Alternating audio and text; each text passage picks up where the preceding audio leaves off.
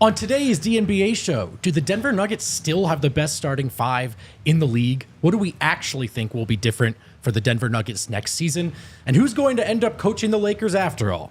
This is DNVR.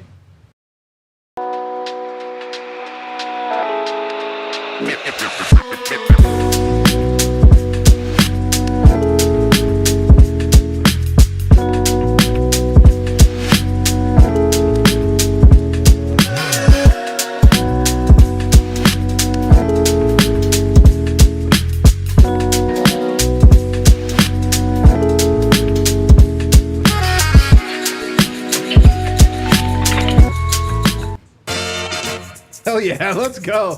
First one I've ever seen of that. That's got to be a bot. That is, it's called sarcasm. Sarcasm. What is up, and welcome in to the DNVR show. Let's go. We are hanging out here in the Toyota Lounge, driven by your Front Range Toyota stores. Toyota, the official vehicle of DNVR. Yes, it is. And you guys are hanging out in the Toyota chat today. So if you see your names up there with something to offer, thanks to super producer Kale, you're basically sponsored by Toyota too. So congratulations. I've got a lot to talk about here with an all-star panel. How about that? Panelist. Hell yeah. Panelist Adam Mares of the All-NBA show, DNVR Nuggets, and a couple other shows that I won't mention. Contractually obligated not to. Good to be a panelist. Good to have you hosting. But I got to say, you look great, man. The hair is looking incredible. Oh, thanks, The dude. Arms, the guns, they're out. The key is that I host and then you compliment me. That's right. That's such a throwback. Such a difference. This works better for me.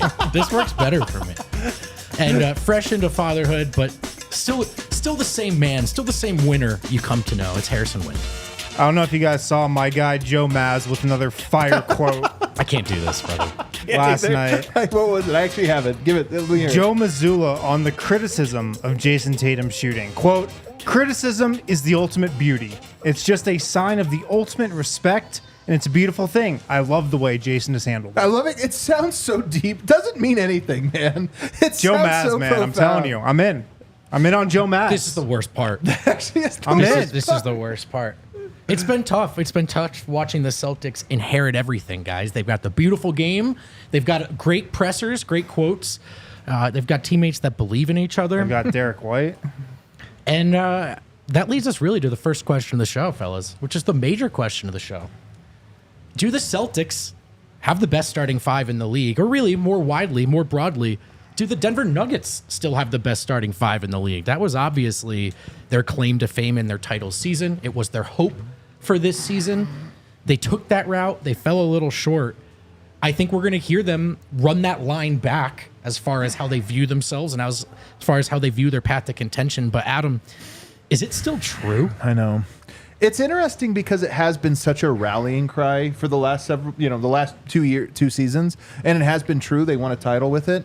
But statistically, it was the worst five-man lineup in the playoffs. It didn't do great. It's not even like if they would have just gotten beat, in one series, and it got beat, and you're like, yeah, but it was the Wolves, and Murray was hobbled. You could talk your way out of it. But there was a negative in both series.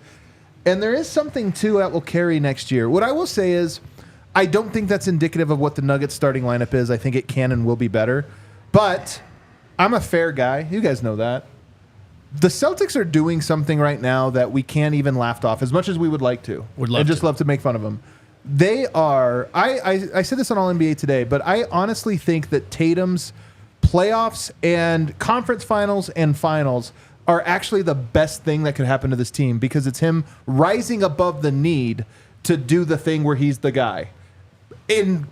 Ironically, he's actually doing a lot that the team needs of him. He's setting the table well. He's doing a bunch of defending well. He's doing a bunch of stuff. But his having a bad finals, in air quotes over here, because I actually think he's been pretty good, him doing that to me is the exact type of stuff we talked about the Nuggets doing all this time. Aaron Gordon has reduced his numbers. Aaron Gordon has sacrificed. Michael Porter has sacrificed. The Celtics are doing that, and unfortunately, they're 2 games away from me allowing them to have the crown that Denver now has to chase to get back to being the best starting five. Oh, man, at the highest levels, you do what you have to do to win.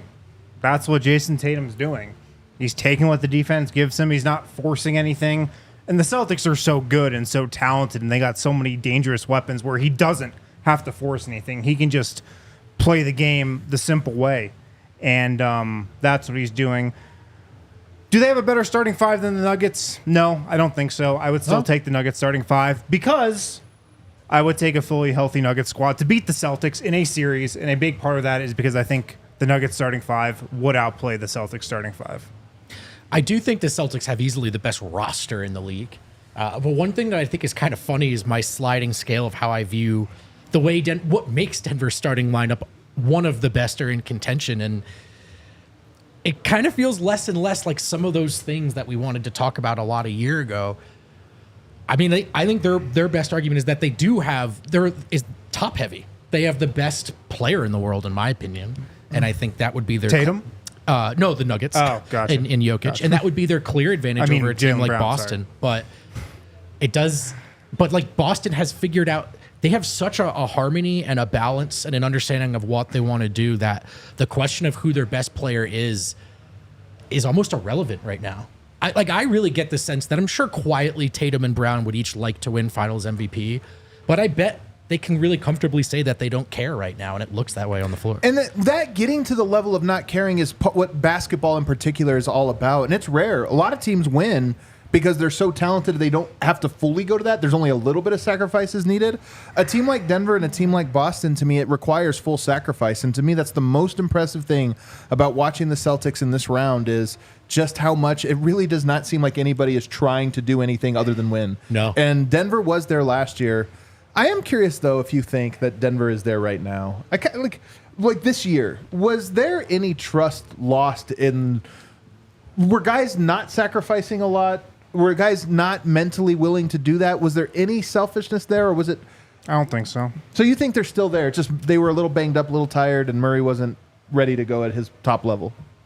100%. I mean, there were points in the regular season, ironically enough, in the couple games they beat Boston in, right, where we looked at this Nuggets team and said, are they actually better than last year?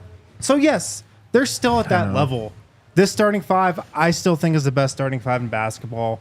When healthy, when clicking, they're still at that number one spot. We saw it so many times in the regular season. It's easy to forget now with just how inept they look. They looked at times in the playoffs or for most of the playoffs. But if you go back to the regular season, you run some of our post-game winners lounges back from the regular season, we were talking ourselves into the Nuggets being better than they were last year. So there's 2 points. I actually think we can't talk about this as the whole season because we weren't saying this the whole season, but we were saying it at 2 very specific spots. Yeah. The first 9 games or 7 games, whatever it was. I guess it was 7. That was the story. The Nuggets are better than last year.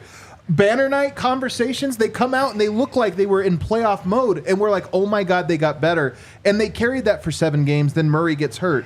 I think the only other time we were saying that, Harrison, was right after the All-Star break.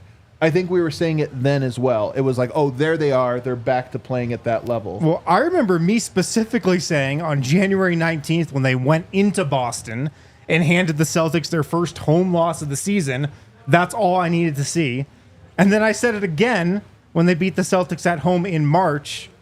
Like, that was all I needed to see. The March one is that part of that run. That was the end of statement week, I believe. The only thing about the 19th one was it was following that 76ers game. That's the only reason that I think it maybe wasn't in the air quite as far as we were kind of mad about that 76ers game. Yeah. I saw enough in the regular season. Like, I remember it. I talked about it every day. I talked about it after every win, every loss. Like, I saw enough in the regular season to where my confidence is still very, very high with this starting five in particular. Does that change, or I know the answer to this, so let me rephrase. How much does that change for you, and if Kentavious Caldwell-Pope is not a Denver Nugget next season? Oh, a ton. It changes everything. I agree. It changes everything about this team. Everything. Is it still their path to victory, Adam? Is that something they have to re-examine? Is it something they even can re-examine? Such an interesting question, right? Do they need to have the best starting five in order to have the best team? I don't know. I don't think so. I think it was true of 2023. I think they needed that. Yeah. I do think that there is a world where they are a completely different approach next year, and they maybe don't have the singular best lineup, but they have the best 48 minutes worth of lineups. And maybe the best players. And the best player. So I would say I don't know that it's necessary. And it's funny because they did win that way. And that's why I understand Malone's impulse to want to just play the same node. Sure. Because it worked. The biggest fear I have with KCP leaving and Christian Brown potentially stepping in is that the vanilla-ness of the Nuggets offense. I know that's not a word. I was trying to think of the right word. Vanilla-nality. That's a word? No. The repetitiveness. Yeah. The Jokic Murray two-man game, which is what the Nuggets offense is built on. I'm worried that if KCP leaves and you put Christian Brown, obviously a way worse offensive player there in his place, that Denver, just by its nature, tilts even more towards the Jokic Murray two-man game. Sure. Like, that's a fear I have. Is there a player that's not a starter, Adam, that you think has the best chance to change this framing? So, like, right now, it's just all about the 5 guys, and they weren't good enough. Is there a player coming off the bench that you consider an X factor in this conversation, in this context of if the team sort of approaches this the right way, they can change the way we talk about this roster? I don't think so. I like your framing, and I think I know where you're going with it, but I don't think so. I think the nature of this team is that they are top heavy, and expecting a Peyton Watson to make this leap where it's like they have that look, but then they have this other look because he comes in. I just don't see it. Could it be cultivated? I do think there was a point this year where we thought the Christian Brown, Peyton Watson, even, I know it's funny, but Zeke Naji, they have this lineup that could just be like predators. They get steals. Yeah, the Project Dynasty lineup. The Project Dynasty lineup, and I just don't really have faith that... It's not that I have less faith in the players. I just don't know that that's going to be a thing Denver arrives at. Can it not be Strother? Is he? No, because Strother can be a good player. But I'm saying there was this hope that Christian Brown and Peyton Watson in particular were like 2 pit bulls. And can you just add another 1 or 2? And it's like they have that big punch starting 5, and then they have that counter punch where they throw all that athleticism and defense at you. And it's like a 1-2 punch that no team has both things they can do. And I just don't think Denver's going to have that. Strother might come in and be a good player that creates a good lineup, but I don't think he's going to make them a predator defense. They kind of need him to be good. You definitely need him to be good. In a different way, though. But to me, it sort of feels like the lack of ways they could call an audible here, the lack of ways they could sort of change this framing is, it almost makes me think that in some ways they're locked into this, right? Like, if you're worried about Jokic's window as a great player and you feel like they're wasting it by running it back, are they shortening the timeline at all by making trades? Like, don't you have to sort of start a larger reconstruction to, like, we're a balanced team, we're not as top heavy, but do you really think you're getting players for guys like Murray or guys like Porter that just change the whole dynamic of the roster overnight? I almost feel like you're looking at like a longer visionary rebuild if you make any trades. It's hard to envision them getting better by trading those 2 guys. Denver's money is in their starters, so they're always going to have to probably win with their starters and survive with their bench. Yeah, it feels that way. I don't think it'll flip. Do you think? No. Win with their starters, survive with their bench. Why would it flip? Like, this stuff has been crazy to me this offseason. People are like, oh man, look how Boston built their team. You know, why can't the Nuggets build their team like that? Trade, you're saying? Look at the Mavs, man. Like, the Nuggets need to look at the Mavs to build their team. Like, the Nuggets just won a freaking championship. Well, Michael Malone's one of these guys saying this, though. They just won the championship. They have this incredible roster. They have this incredible starting 5. They have Nikola Jokic and Jamal Murray, who's coming off a bad playoff run. Michael Porter Jr., Aaron Gordon. Like, why do people think the Nuggets suddenly need to reverse course? They just won the freaking championship. I'm with you, and these guys aren't getting worse. That's kind of my point. Like, I think this whole thing of the bench just getting better with seasoning. Why wouldn't you run it back? Like, all of this has been so crazy to me, man. Is the best path. Well, what will be different? What do we expect to be different? That's a larger conversation, another conversation we can have after the break. Oh, shoot. Vestibule, as sports fans, we've all had the thought. I know you've had the thought. What if you could buy stock in athletes? What if you could do that? Well, now you can. Jalen Pickett. I wonder if he's got to be on the Vestibule app. Can we have somebody check to see if Jalen Pickett is on the Vestibule app? Because Adam is about to lose his house. Just kidding. It's a first-of-its-kind investment app where fans can invest in an athlete's career and get paid a portion of the athlete's income throughout it for doing so. Finally, real athlete stocks. The first athlete they're launching, one of our very own, Baron Browning, outside linebacker for the Broncos. One of the most explosive and dominant young pass rushers in the league. On his rookie contract, heading for what could be a great extension. So now's the time to invest. You can hit that QR code right there on the screen. Download the app. Baron Browning's IPO live right now. Shares are available for purchase, but they're limited. Go download the Vestibule app now. Start investing. Check it out, Vestibule. Really love that they're partnered with us. You can hit that QR code right there on the screen and download it. You can also download, I'd hope you'd already have downloaded the Bet365 app, where it's never ordinary. They just don't do ordinary. They think every sport should be epic. And right now they all can be with Bet365. New customers can choose between two offers when they open an account at Bet365. Use the code DNVR365 to sign up. Deposit $10 and choose between either a bet and get offer and place a bet of $5 or more and get $150 in bonus bets, or a first bet safety net offer by placing a bet up to $1,000. And if your qualifying bet loses, you receive a matched refund in bonus bets. Plus, keep your eyes peeled for that NBA early payout offer. More than ever, it is a game of runs, folks. Sometimes your team gets up by 20 and they don't win. Sometimes that happens. That's never happened. No, sometimes it does, even in the playoffs. Hold real quick though on this Bet365. If you hopped on right now and you know Tatum and Brown are about even for Finals MVP, about even. To me, that's the bet. You feel something right now. Who do you think's going to win that one? Drew, a little wild card here? Drew's a wild card. I might go Holiday. Drew's number Really? one. Drew's Yeah. number one on NBA.com's MVP ladder right now. Yeah, Really? we know that's Do you guys know very who number- trusted of a source. Number 2 is Brown. It's Luka Yeah. Doncic. Look at yeah, come on. Look, you don't need the team to hold a 20-point lead to win at Bet365. If you've taken advantage of their NBA early payout offer, you win when your bet goes up by 20 points. Win or lose. You have to be 21 or older and physically located in Colorado. Please gamble responsibly. If you or somebody you know has a gambling problem and wants help, call or text 1-800-GAMBLER. And we're back, guys. We're back.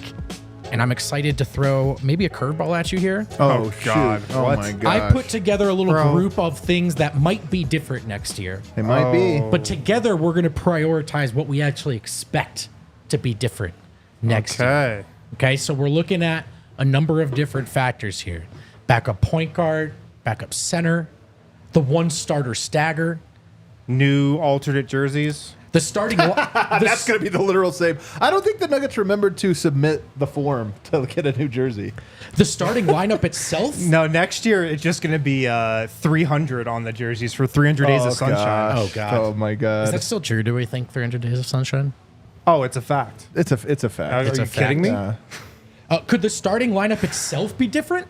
What about Murray's numbers, Porter's numbers? I think we could maybe try to figure this out together and just what actually is going to change Okay. next season. So we're going to do this in look a at really this. fun reverse Wow. order. Thing one. That's very difficult to do as a panelist. We'll start with this. Kale, you have thing 1 on all 5 there. Okay, do you want to start putting together the templates, my guy?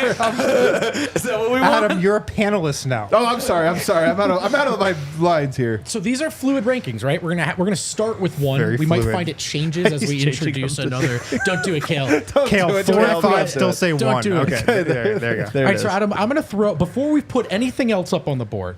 Backup point guard. Oh, God. Backup point guard. Do you You know think- what? Actually, Do you think this is going to be Thing different? 5. no. This is actually going to be totally different. This is going to be the biggest thing. I don't think Reggie's on the roster next year. Hell no. I think that they are going to have. It's going to have to be different. I actually think it's going to be Jalen Pickett, which is super different. And I think there's a chance they move on even from him at the trade deadline, which would be totally different. Yeah. So I'm going to go that this is maybe. I would be shocked if there was something that was more different than this thing. You cannot do the Reggie Jackson thing again. You can't do it, man, because a year from now, we're going to be in these same chairs talking about how Reggie Jackson played 82 games again. You just can't do it, man. I think that is probably the biggest regret of Calvin Booth's tenure so far, signing Reggie Jackson as a buyout guy and then subsequently re-upping him in free agency. Looking back, it's just something the Nuggets didn't need to do, and I think Denver would agree with that as well, you know, where we sit right now. You got to move on. You got to get somebody else in there.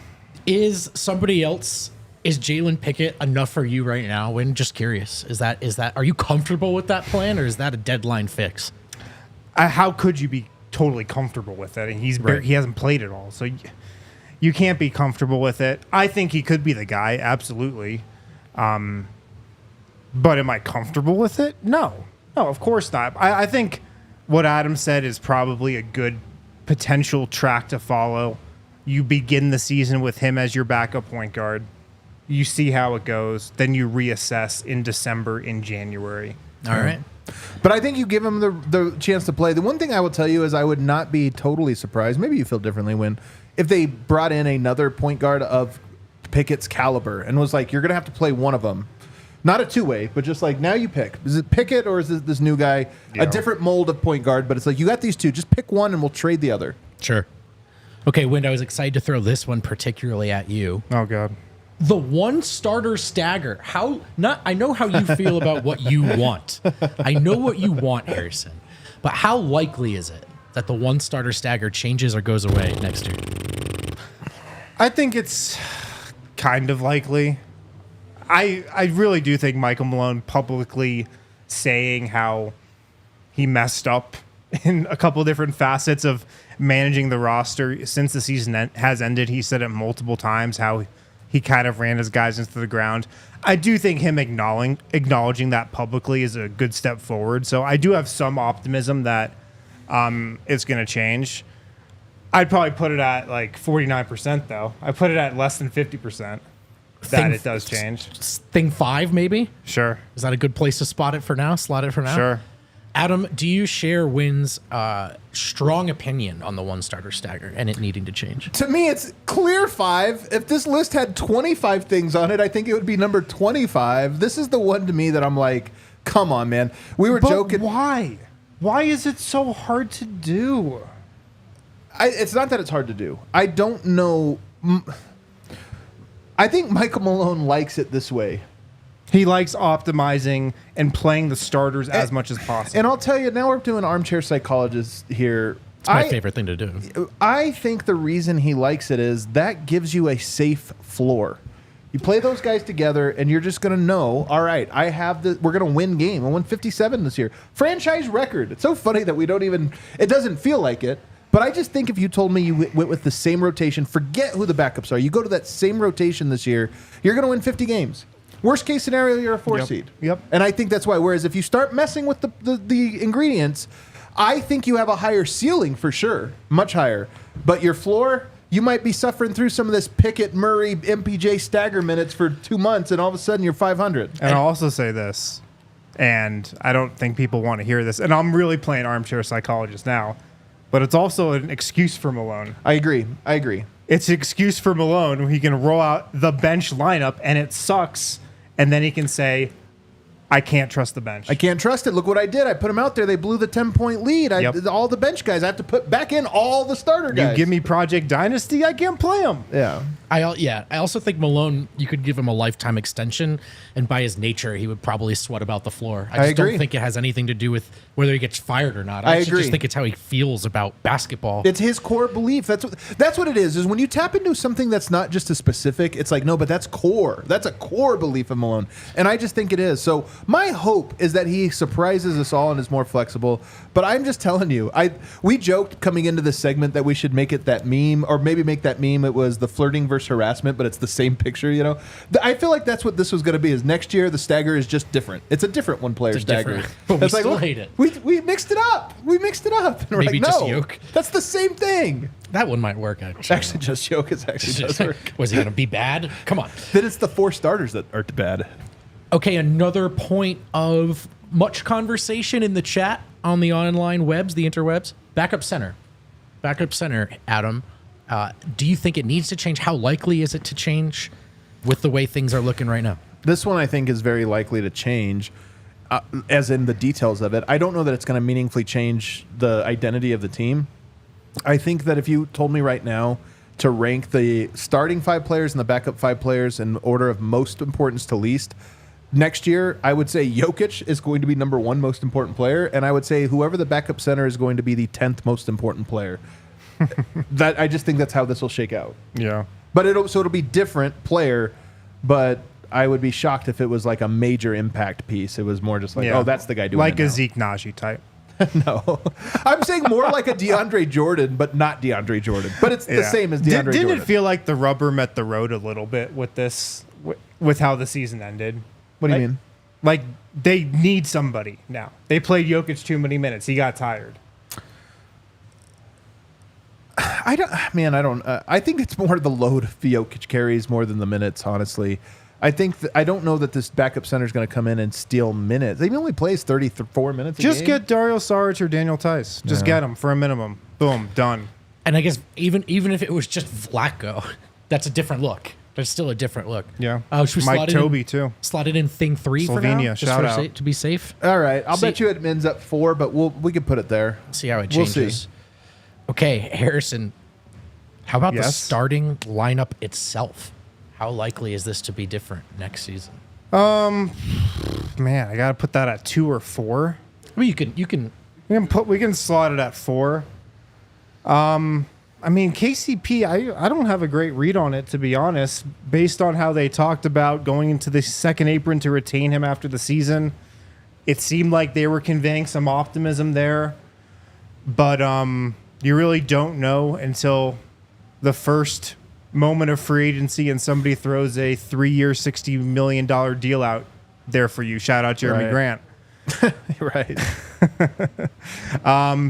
So I don't know, man. I don't know. They certainly conveyed a bunch of optimism. It felt like to me when talking about the second apron after the season. This one's tough. It's tough. I think I would swap 3 and 4 personally, backup, because I just think backup center is so low leverage. Here's what I'll say about the starting lineup. I would love KCP to be back. I'm not counting on it. My personal hunch or gut is telling me it's below 50%. Man. But my hunch is also telling me that the Nuggets will be less meaningfully different without him than people think. I still think he raises their ceiling. I still think it would be a bad loss to lose him. But I don't know that it would be a thing that you felt night to night. Really? I kind of do. I kind of do, man. I think Christian's a good player, and there's some areas that he is like going to be better. And one, he's more youthful, and like the regular season oftentimes is just about that youthful consistency or energy or what have you. KCP is an Iron Man, though. He is an Iron Man. He plays a lot. I mean, he Plays didn't so shoot. hard, He didn't too. shoot that much though, and that's part of it. His spacing is really valuable, but he just contributes a little bit less there. That's what I mean. I do think it affects their ceiling, but when you talk about in January, are we going to be like talking about how much we miss KCP? I would guess a little, not so much, but Really? I don't know. I think differently. I think it's going to be a bigger loss than that. I think we'll feel it more in the playoffs when it's like, oh man, this lineup can't shoot or this lineup can't defend. I think that's when you'll really. You feel have no it. shooting, man. The Nuggets already took no threes compared to every other team. Yeah, but that, to me, that's a lot more stylistically, and that's a lot more of the nature of like Jokic. He has spots on the floor; they're not threes. Murray even is a guy that has always been a little below what you would expect a guy of his shooting caliber in terms of volume. I just feel like you're void of shooting threats. Me too. Like How many you- did he make though this year? What's- KCP. I think the spacing's probably a little but different. the threat of him as a shooter is a huge thing in itself. Yeah. Like that's a huge part of the Nuggets makeup in terms of floor spacing and where their openings are and how the defense plays them. Going from KCP to Christian Brown, that totally is completely different if you're a defense. I wonder too, do you think it would trigger any bigger changes in the starting lineup? Or would it just be Christian Brown in? Or is there any chance you look, if KCP's gone, you feel like you got to rethink the whole operation? I mean, it's probably Christian Brown. Probably just Christian Brown. It's probably Christian Brown. I will say though, one thing that I wonder if next year's starting lineup would be less set in stone. I wonder if KCP was gone, there were healthy times Christian started and healthy times he did not start. And it was like, hey, we're trying out this lineup today. P. Watt's actually in there for this matchup tonight, not Christian. I don't know. I could see that. A couple of different... Reggie, by the way, almost took as many threes as KCP this year. And basically the same amount of games. That's kind of wild to think. All right, Yeah. so far these have been some mostly rotation oriented factors, but I have a couple of slightly different ones to throw at you on the other side of the break. There you go. There you go, guys. Shout out to Circle K, the Inner Circle Rewards program. It's totally free to sign up, free membership, easy to download. All you do is use the QR code right there on the screen, enter your email, your phone number, you're fully enrolled, good to go. So when you go to Circle K, you're at the gas pump, type in your phone number, boom, you are locked in. When you sign up, first 5 Polar Pops are free. Yes, they're free. Other great deals as well in the store and at the gas pump. You get a little bit off your gas every single time when you put in your phone number as a Circle K Inner Circle Rewards member. Sign up with the QR code right there on the screen. Visit circlek.com/inner-circle for more information on how to become an Inner Circle member. Super easy to use, free, totally free. Use the QR code, type your email and phone number in. Boom, you're fully enrolled. All you have to do is when you pay inside at Circle K or you're at the pump, type in your phone number. You are good to go. Check it out, the Inner Circle Rewards Program. If you're looking for something to do this summer, don't forget about Infinity Park and the American Raptors, Colorado's only professional rugby team. They're back. You can catch their games on ESPN+. And our guy Colton Strickler has it all covered for you with the weekly DNVR Rugby Podcast. Subscribe to that wherever you get your DNVR pods. And you can follow him at Colton Strickler and our DNVR_rugby account on the old Twitter to keep up with the latest news. You can learn rugby with Colton's 101 Rugby Podcasts, exclusive interviews with athletes and the coaches. He provides some betting advice as well on Super Rugby, plus swag and ticket giveaways. Also, save the date and come out to Infinity Park in Glendale, Colorado for a movie night on Monday, June 24, featuring The Marvels. Gates open at 6 p.m. and the movie starts at 7 p.m. Such a cool thing, man. That place actually really rules. It really does. There's a lot going on in Infinity Great Park. for families. You're out in that area. It is something to consider. For example, this event, moviegoers are encouraged to bring their own chairs, blankets, and packed coolers with your favorite snacks. I love being outside for a movie in the summer. It's so fun. Do please leave your grills and glass containers at home. For those not bringing food, on-site food trucks will offer delicious options for purchase. And here's the kicker. All movie nights in 2024 are free to attend. So don't miss out on this fun, family-friendly, and wallet-friendly event at Infinity Park. And don't forget about the American Raptors, Colorado's only professional rugby team. I haven't eaten today. That's why I'm sitting here. You said food truck, and it really sent me. I know, my stomach I was like, growled. oh my God. Actually, before we move on really quick, our guy D-Line just brought up a point in the chat before he went to break. Oh, who's that? Any chance Julian Strother could be the starter if KCP leaves? Yes. There's a chance, absolutely. You replace the shooting. There's a big drop-off defensively. I think that's fair to say. I mean, you replace the shooting. Christian Brown shot it way better than Julian Strother from 3 last There's a good year. point. There's a good point. I think you're talking about Yeah, of course. ceiling as a shooter. I know what you Ceiling mean. as a Like, shooter. Julian No, you're Strother right, is a though. better pure shooter. You are for right, sure. though. That actually is good pushback because Brown is If maybe we closer. handicap this, it would be interesting. Like, Christian Brown's probably the leader. Definitely. KCP to me would be second, just because if he's retained, then he's back. yeah, but I if think that's it's less the order you likely. think, yeah. And then Strother third, or is it like MLE signing third? Or, who is third actually in this instance? Justin Holiday? Oh, Justin Holiday ahead of Strother. It could be, man. You know what? He started a few games and played well as a starter. Yeah. The tough thing if you're Booth is there's really no contract slot low enough you could go that would guarantee your guy Strother plays. But you sign a minimum. If Strother's the starting two-man, I'm worried about offense and defense. Oh, yeah. I'm already worried about offense. Well, didn't he shoot well with Jokic when he shared the court with Jokic? It's like on 30 What, attempts. 2 minutes? 30 attempts or something. No, I mean, I actually really like Julian Strother. He's trending towards being like one of the X factors, it feels like, for the Nuggets that can really swing a lot of things off the bench. I think they're hoping he is. Yeah, people around the team talk about him, about how much his shot improved, not in games, but on the practice court over the second half of the season when he came back from injury. It's going to be a big summer for him. I'm a Strother guy. I would be buying stock in him, but you got to see it first. Yep, got to see him. Okay, I'm going to give you two more factors here, or two more potential changes to just the dynamic of the Denver Nuggets. Let's slot them in. Things we expect to be different next season. Jamal Murray's numbers, which have been roughly similar for most of his We career. can slot this at 150. This might be It the can new be off the five. list Oh if you my want. God. It can be off the list if We you can want. put it off the list. Leave it off Really? the Are list. we being serious here? No, let's pull this thread for a minute. Can we Well, pull I it? can give you the second one, and then we can kind of Okay. decide. Okay. Michael Porter Jr.'s numbers. Jamal Murray last year, 21.2 points per game. The year before, 20. The year before that, 21.2. They had the same year 3 seasons in a row. It's wild, the consistency of his play. I always think the guy's gonna be 28 next year. Yeah. Like he is who he is. I think this is who he is, an inconsistent guy who has this high upside. I honestly think this one would be off the board for me. The Jamal one I think would be number 6. I think there will be a little bit more of a stagger next year. Then you're likely to expect move it up anyone's. from 5. No. I think. Oh, do we have a space? We oh, have a yeah. slot. Oh, then it's We could number bump- 5. we could It's bump number everything Well, up. Michael Porter's numbers though.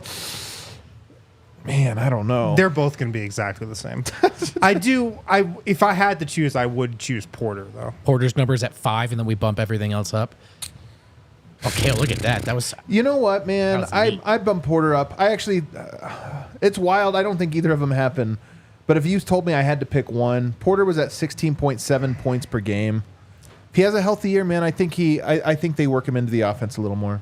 I think he has a good year. He also like weirdly didn't shoot the ball that great, 40%. he didn't though. But I mean, yeah, I feel like that left a point per game on the board on his 3-point shooting. Yeah. All right, there you have it. Our definitive, scientific, inarguable list about things we expect to be different next season.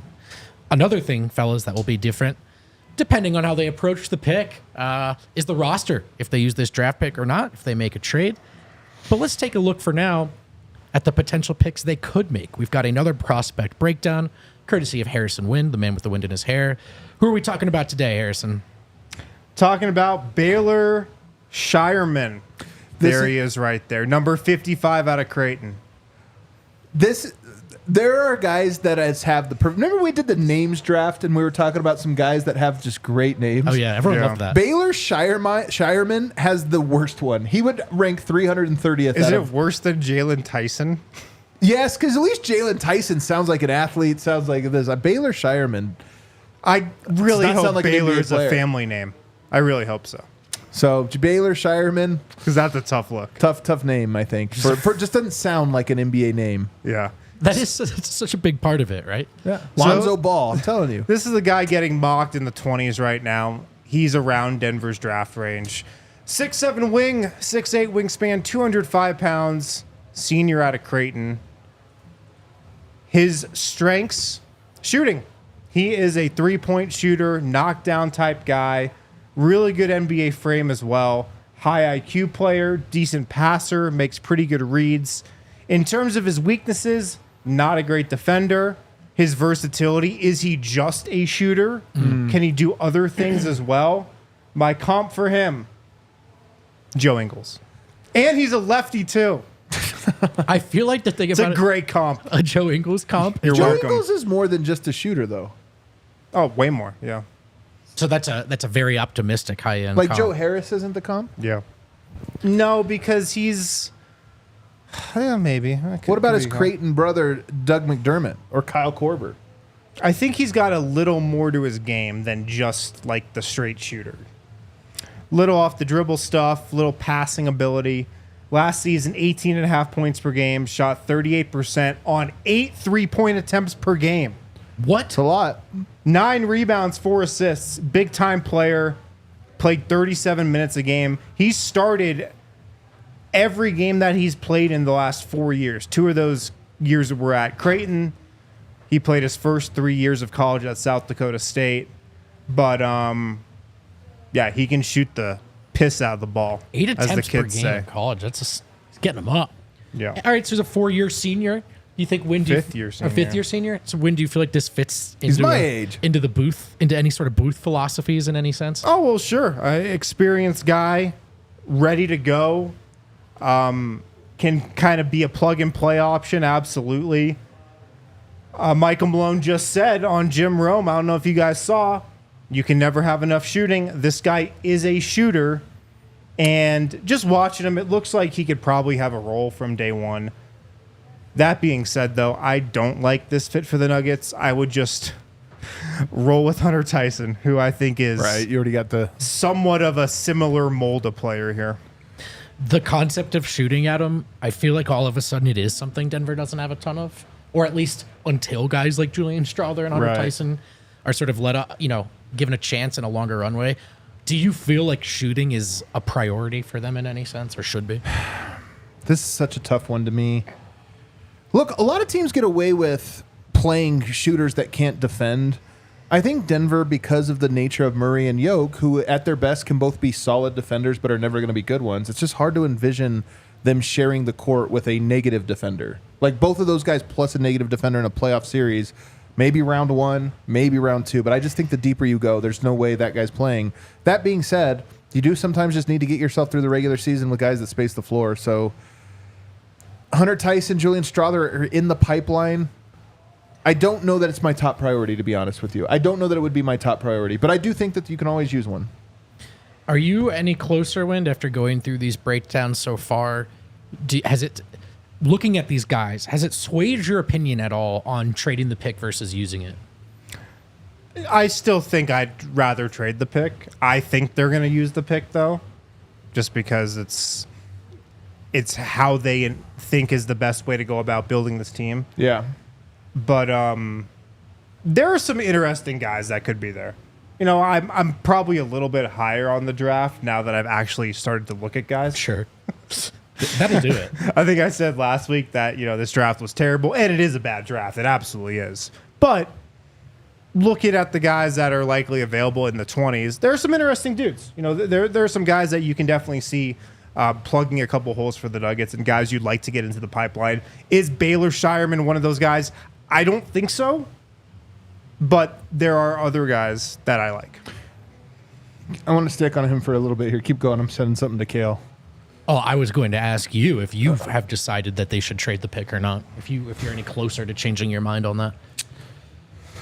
I mean, part of this is what's the plan? Like, you can't separate the draft from. You also have to look at everything like else. what are the deals out there. Right? You know, like if there's no deal out there, then of course use the pick. Do you have? I will say he is a headbandsman. Oh no! Do you know this, dude? White guys with headbands are not good. Oh, you're working on it. It's not good. I just sent it to Kale like literally 1 second ago. Well, it is funny, Creighton, that you have the Kyle Korver and Doug McDermott. There's like it's like the Creighton pipeline of guys that come through. Sent the lowest quality photos to ever exist. God all damn three it, of them? Adam. Yeah, God damn it. They're all the lower house trying to scramble here. That's all right. Look at him. You see the headband? And the shooting sleeve and the undershirt. That's a lot of This is too accessories. much for me. It does remind me of Jason Capono a little bit. You have Yeah. Jason Capono? This is between this and the name. I think the you might have. Oh, look at this. All the shooters' headbands, man. Unbelievable. God damn. You guys see how perfect that is? Unbelievable. Look at that form, That the is good headband, form. all Eyes the on great the hoop. shooters. Jason Capono as well. So there's 3 great shooters you just saw there. 3 of the best, honestly, to ever do it. I think Mike Miller rocked the headband at Florida. That's too. right. He did. He had the long hair too, so it Yeah. made sense. Yeah. We have talked a lot about the Nuggets potentially needing to get cooler. I don't know. This is negative Herter. cool. Kevin Herter, remember he like added the headband? And I think I was it like, what are we I'm telling doing? you, if you have like medium length hair as Yeah. a white guy, You got to do the headband. Corey Kispert. no. I'm saying it's hard to pull off the headband. Like Corey Kispert, this is what you're talking about. Medium long. I feel like his hair is even a little long. Like Kevin Herter Yeah. Oh, I see what you mean. looks Yeah, bad in yeah. a headband. Yeah. You either need an absolute buzz cut or you need to have it flowing like Mike Miller, I think. I think that's a good take, actually. Yeah. It's a Honestly, great the take. headband. Like you just Colin Gillespie can't pull off a headband. Just can't. You just can't do can't it. do it. My only thoughts on You need some flow. Scheierman guys to put a bow on it is it just feels a bit like what I'm afraid of, which is like, all right, another guy in the pipeline, but in the meantime, we're still trying to get to see what the other guys can do. So is he a guy that helps right away? He's close enough to Hunter Tyson where Hunter Tyson's been here for a year. I think he can be decent, Hunter Tyson. I've heard some good stuff about him lately. They're shooting well in the gym, allegedly. Like when they keep And he track shot of well everybody. in the G League In the last G year. League, so. And Malone gave him nicknames like right away. So What was it? Hunter? Yeah. Well, Well, that's his. no, it was a Larry Bird one. It was a Larry Bird. There was another. There was another. Well, I think he one, just too. comped him to Larry Bird. The menace from Monroe. Yeah. Yeah, a lot of them. So I think Is Hunter Tyson going to be the hunter? Oh my God. dude. Well, That's last it. year he was the hunted, and it just didn't work was the out. But he hunted. gets to go back to Hunted. be Hunter. That's The hunter. That's our tease. Is that the key? Can he be the hunter? Hunter Tyson in the rotation? Just kidding. A completely different. But I would topic. just roll with him over Baylor Scheierman if it was up to me. After the break. Westera Credit Union. Check these guys out. Founded in 1934, right here in Colorado. 9 locations in the Denver metro area. They're all about helping members financially prosper. Education is their thing. They were started by a group of 8 school teachers, so helping others is in their DNA. As a member, you see that come through in every interaction. It's all about the local community with these guys. They just launched an awesome new product as well, Smart Money Checking. Meet the checking account designed to help you earn unheard of interest on smaller balances with other great perks. You can earn up to 6% annual percentage yield on your first $2,000 each month. As your balance grows, so does your potential to unlock additional great rates for higher balances.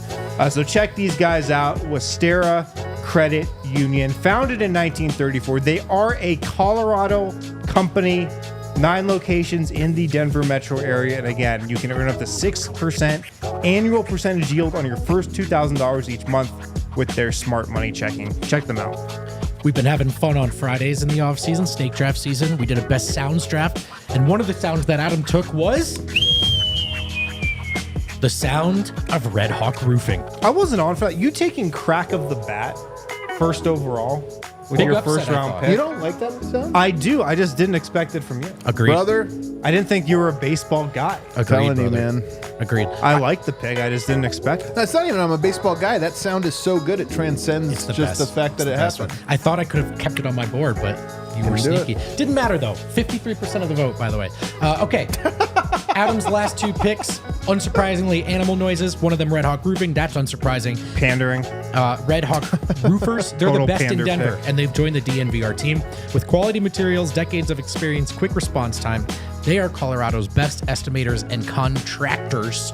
They're huge DNVR supporters, which is awesome. We love that part. If you want to help us out, one of the best ways to do it is to help out our local partners. You're helping out your city as well.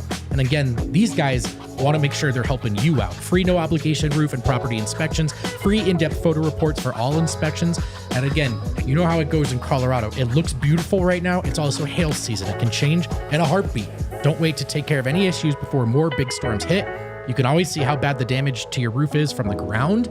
Don't forget to check out Red Hawk Roofing. Support your local teams also means supporting local businesses like Red Hawk Roofing. If you're looking for a new roof over your home or business, be sure to check out Red Hawk Roofing at redhawkroofing.com or call 720-771-8921 and tell them that DNVR sent you. Real quick, another reason I comped Scheierman to Joe Ingles is when he shoots threes, he kind of has that thing with his feet where his left foot flies a little bit in front of his right. Really? Like Joe Ingles. Dude, some of the best shooters have the weirdest little ticks Yeah. to them. You know what? Yeah. So weird. The Lakers, guys, the Lakers thought they had their next head coach lined up, depending on which reporting you're listening to, in Hurley. And it didn't work out that way. It didn't work out that way. He's sticking at UConn. He's turning down their $70 million offer. And so, guys, I thought it'd be fun if we could sit here together and try to figure out Talk shit? who is going to be the Oh, next coach okay. of the Los Angeles Lakers. Or we could just talk shit. I would rather have, first of all, I have a point, though, about this Hurley thing that Let's talk about it. well, I have a couple points, actually. Number one, the Lakers have no aura anymore. You know what? Lakers exceptionalism. You can't even steal a college coach away? Hater, that's just touch a hater's ball. All sincerity, I'm being serious out there. Like, there was a time when it didn't matter who you were. The Lakers' job is open. Boom. They get whoever they want, man. And then they load up the money and they bring it out. Now it's like he chose UConn. Yeah. Well, I mean, is it not obvious? I mean, 2 things. First of all, in college basketball, if you're a great head coach, you are a god wherever you're at. A god. And then if you're the Lakers coach right now, you're just first up for heads to roll when LeBron doesn't get what he wants. So it's almost like not even just the money or just college versus NBA. How about just how happy am I at my job? And I would have to think that factors in for some of these guys. It totally does. But I do think there's an element of the Lakers where it's just like, it's crazy that this is the desperation they go to. By the way, there's a little getting left at the altar here for them, right? Like they had a JJ Redick rumor and they had all this stuff and they threw it all to the side to do this. And then it's like, oh, never mind. They could just come up with a lot of egg on their face. They got played. They got played. But here's my real take on it. That's just haters ball stuff. I have a real take on this. Why do you bring in a guy like Hurley? Some of the reporting from Woj about Max it. Christie. Well, some of the reporting was they really like and want to view the next head coach as somebody who builds a program, not who comes in here and coaches, which, by the way, every coach they brought in has been you've got LeBron, maximize the window, act now, don't worry about anything. They wanted Hurley because he could come in here and create a culture and a program and a system in place. And I look at this and I go, we're hearing this from Calvin Booth too. His vision from this, whether you agree with it or not, it's not a one-year thing. He's like, no, we need to develop an identity, a process to how we do everything that thinks that it's almost like you have your starters, or I won't even call them starters. You have star players. And that works like the old NBA, like the NBA always will. Those people pull all the strings. You have to appease them. But then everybody behind them, the supporting cast, those are the guys that you might want to have to start cultivating. Like, hey, we have a system. We get them in the system, and they gain weight. They get strong, and then they become good shooters, and they learn the system. And they talked about Hurley almost as if they were trying to make Lakers University, and he was going to go in there for 8 years and develop a pipeline of talent. And I just thought that's at least interesting that a team as big as the Lakers is even approaching this new CBA in a way they never have thought about their organization before. Yeah, it was interesting, but I also just laughed at it because it's impossible for a team like the Lakers to do that. I know. It's impossible. I really think the only way you can build a quote culture is by doing it from the ground up when you're a bad team. I feel like that's when it starts. You can't do that when you have a mandate to contend for a championship every season with LeBron James and Anthony Davis. It's just not feasible. So, all that talk was nice. It was cute. It is right in theory, but it's just totally implausible to think that you could build a culture when you are trying to contend for a championship on day one next season. You have to go through the battles and the wars and the losses to do that. And we know that when it's a team like the Lakers, the losses divert you from your plan very quickly.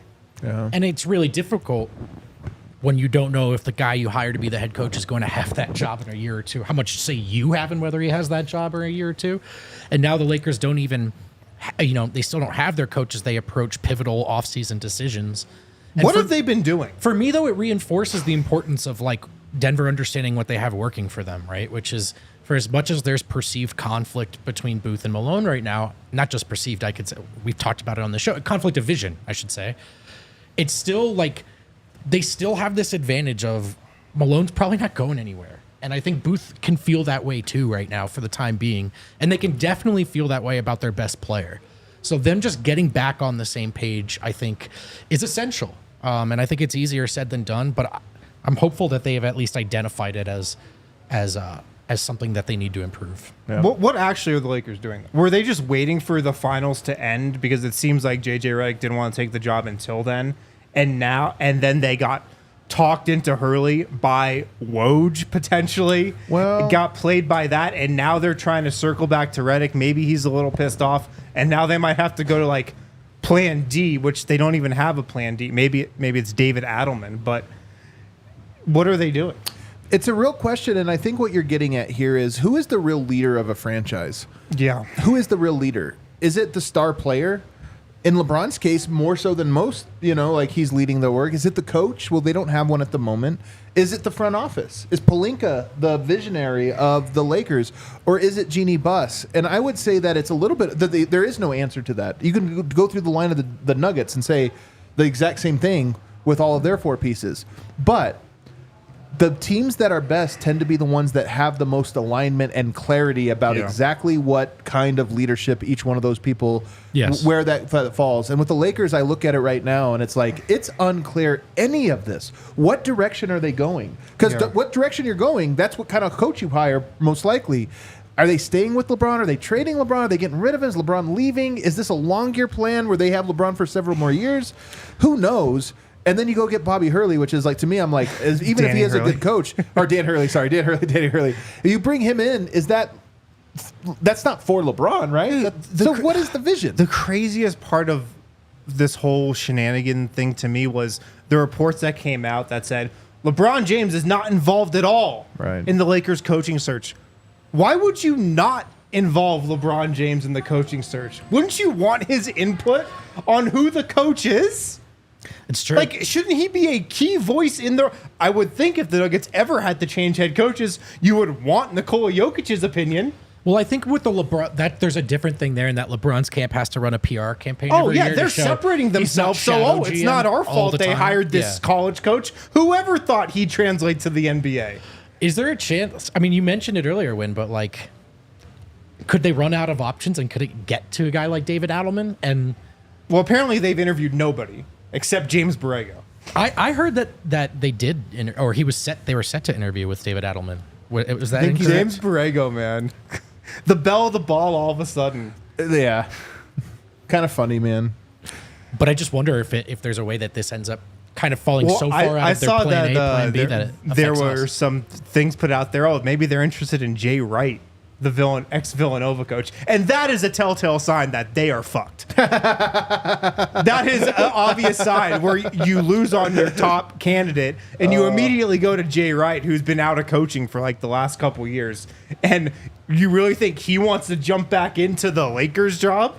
This is the new And develop Max Christie? You know what's funny though? This is the new NBA. There's not a lot of established coaches that get you excited. Honestly, that's just the nature of it. But the best coaches might not get you excited. But Mark Daigneault. that's- But that's right. what I'm saying. But they have LeBron, which Yeah. makes this whole thing tough. Tough. It's hard. Any team that is established, like even if Denver moved on from Michael Malone, it's not like, oh, they clearly need Mike D'Antoni. He's 90 years old. There's no guy. The guy you would bring in would almost certainly be some form of a mystery. I'm Of, like, surprised we Vinny think Del he'd be Negro good. hasn't gotten his name out there yet. His agent's got to pick it up. I mean, honestly, I would say that they should just go for a guy like Adelman, but is that even Of course. feasible with a guy like LeBron, where it's how much cachet does Adelman have?